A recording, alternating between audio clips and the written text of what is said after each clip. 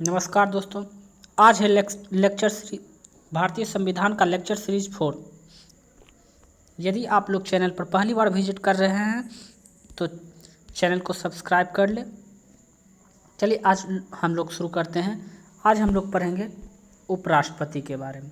उपराष्ट्रपति की योग्यताएं, उपराष्ट्रपति की निर्वाचन, पदावधि एवं शपथ की प्रक्रिया, वेतन भत्ते एवं कार्य शक्तियाँ के बारे में हम लोग पढ़ेंगे एवं त्यागपत्र के बारे में। चलिए एक एक टॉपिक को हम लोग डिटेल्स में एक्सप्लेन करते हैं। एक एक टॉपिक को मैंने इसमें कवर करने के लिए कवर किया हुआ है। इसके बाद छोटा सा एक क्वेश्चन आंसर टेस्ट भी हम लोग लगाएंगे।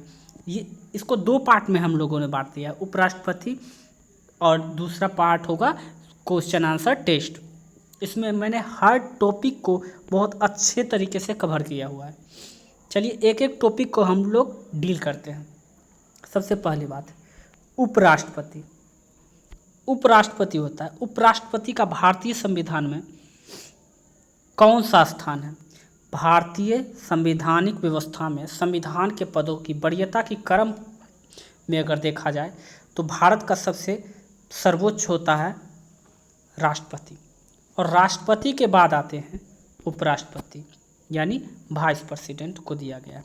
वरीयता के क्रम में अगर देखा जाए तो राष्ट्रपति के बाद भारत में उपराष्ट्रपति को दिया जाता है। संविधान के अनुच्छेद 63 के अंतर्गत भारत में एक उपराष्ट्रपति का प्रावधान है। भारत में संविधान के अनुच्छेद 63 के अंतर्गत भारत में एक उपराष्ट्रपति होगा। संविधान के अनुच्छेद 64 के अनुसार उपराष्ट्रपति राज्यसभा का पदेन सभापति भी होता है। उपराष्ट्रपति जो है वो राज्यसभा का सभापति होता है। उपराष्ट्रपति को ही राज्यसभा का सभापति होता है। अपनी पदावधि के दौरान कोई भी लाभ का पद ग्रहण नहीं कर सकता है। उपराष्ट्रपति अपने पद अवधि के दौरान कोई भी लाभ का पद ग्रहण नहीं कर सकता है। भारत में उपराष्ट्रपति पद संबंधी प्रावधान अमेरिका के संविधान से लिया गया है। भारत में उपराष्ट्रपति जो पद है वो अमेरिका के संविधान से लिया गया है। किस देश के संविधान से लिया गया है? अमेरिका से लिया गया है। अब उपराष्ट्रपति की योग्यता के बारे में हम लोग पढ़ेंगे। क्वालिफिकेशन, अनुच्छेद 66 के अनुसार वह भारत का नागरिक होगा। उसके उपराष्ट्रपति बनने के लिए एक आदमी के पास क्या क्या योग्यता होनी चाहिए? वह भारत का नागरिक होना चाहिए, ये कोई भी हो सकता है। वह 35 वर्ष की आयु पूरी कर चुका हो, ये भी बहुत आसान है। वह राज्यसभा और सदस्य निर्वाचन होने की योग्यता रखता हो, ये भी कोई भी कर सकता है। लेकिन तो अब ऐसा है कि कोई क्यों नहीं उपराष्ट्रपति के लिए खड़ा होता है? ये तीनों कंडीशन तो कोई भी कर सकता है पूरा, लेकिन इसके साथ साथ वह संघ सरकार कि किसी राज्य सरकार या उसके अधीन संस्थान आदि का वेतन भोगी कर्मचारी ना हो तथा अन्य कोई आर्थिक लाभ प्राप्त ना हो। कोई आर्थिक लाभ प्राप्त ना हो, साथ ही साथ वह राज्य सरकार या उसके अधीन संस्थान आदि का वेतन भोगी कर्मचारी पहले ना रहा हो।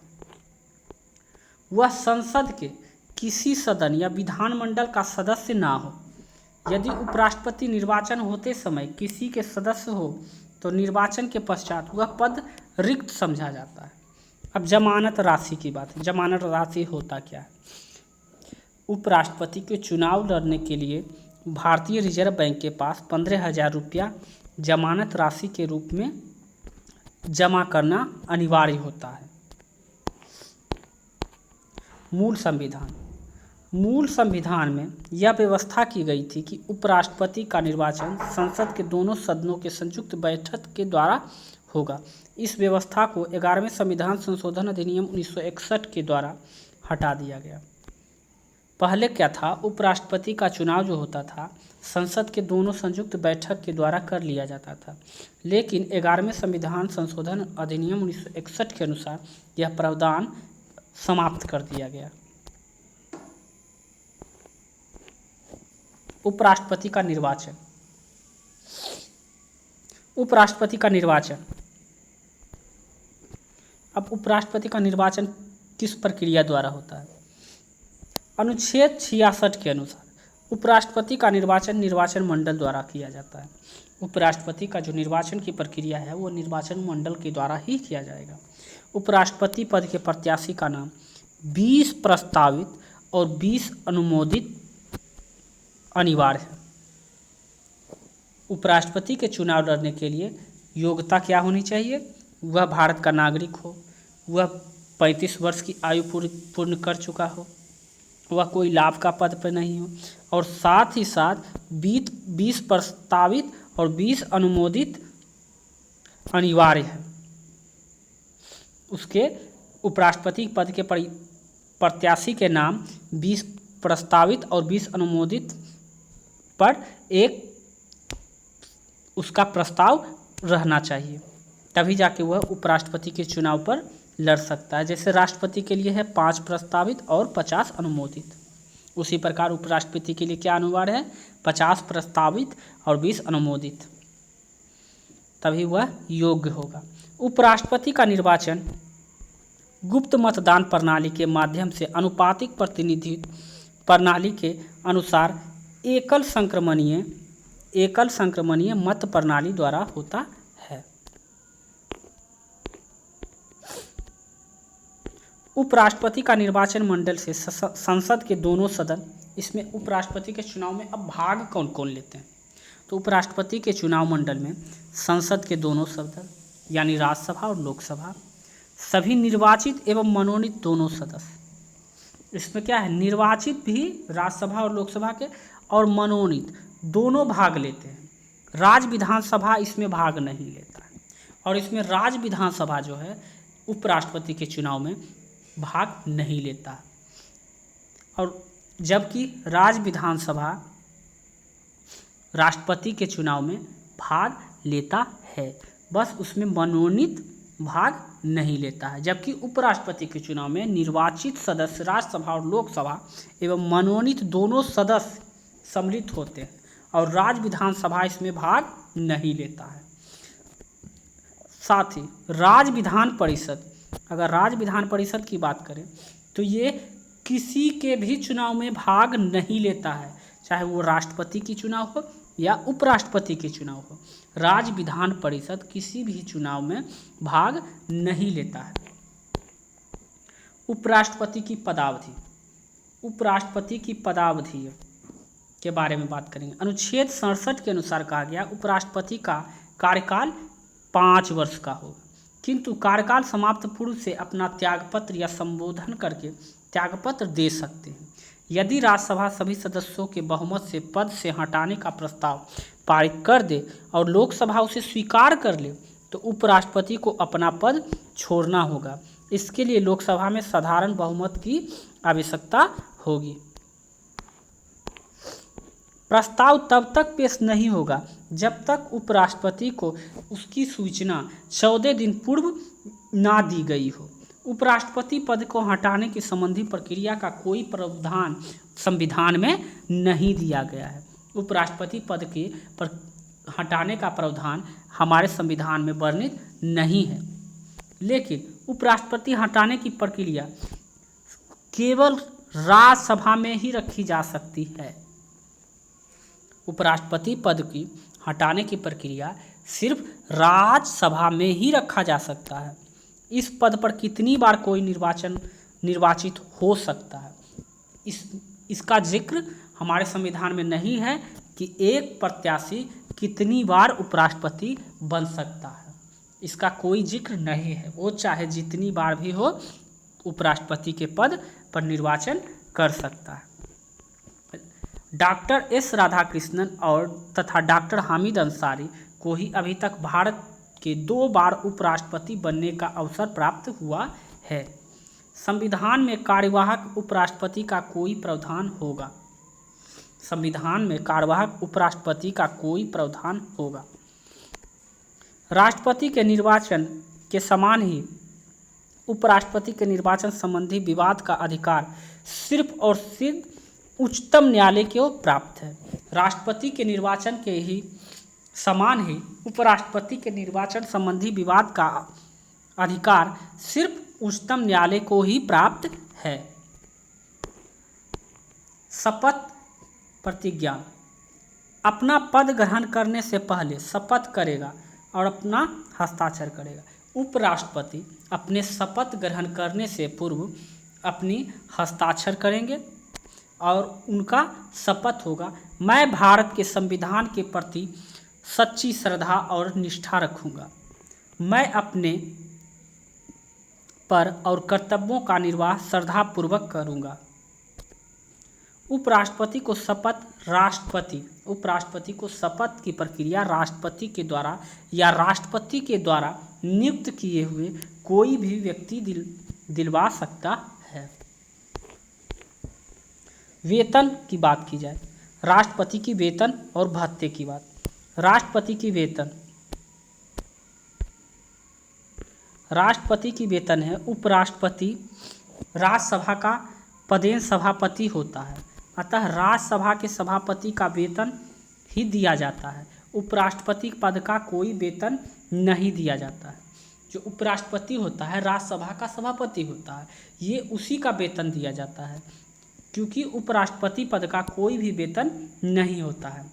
वर्तमान में राज्यसभा के सभापति उपराष्ट्रपति के रूप में मासिक वेतन 4 लाख रुपया है, जो भारत के संचित निधि पर भारित होता है। उपराष्ट्रपति का वेतन जो दिया जाता है वह भारत के संचित निधि पर भारित होता है।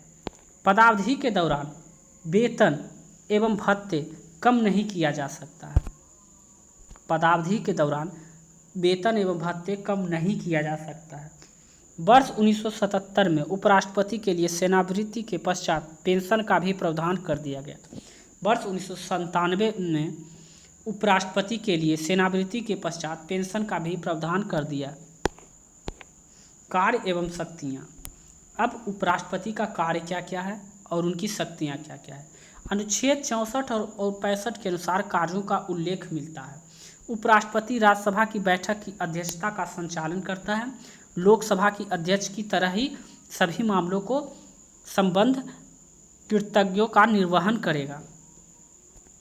सदन में प्रस्तुत विधेयक पर विचार विमर्श करके विधेयक के संबंध अपना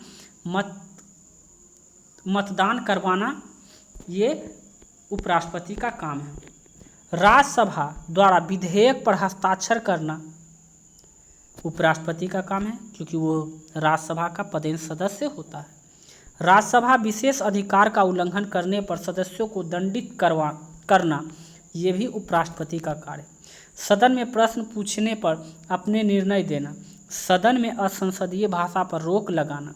अनुच्छेद 65 के अनुसार उपराष्ट्रपति को राष्ट्रपति की अनुपस्थिति में राष्ट्रपति के कार्यों का निर्वहन का दायित्व सौंपा गया है।